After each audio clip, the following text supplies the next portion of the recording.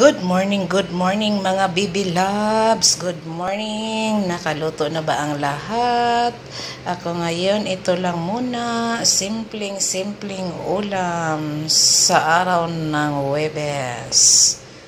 Dahil request ng aking mga anak. So, pinagbigyan lang muna.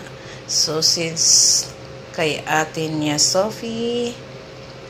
At hotdog naman na Tender Juicy kay Trixie. Yan lang muna mga baby loves ang aking simpleng ulam for today in Reels.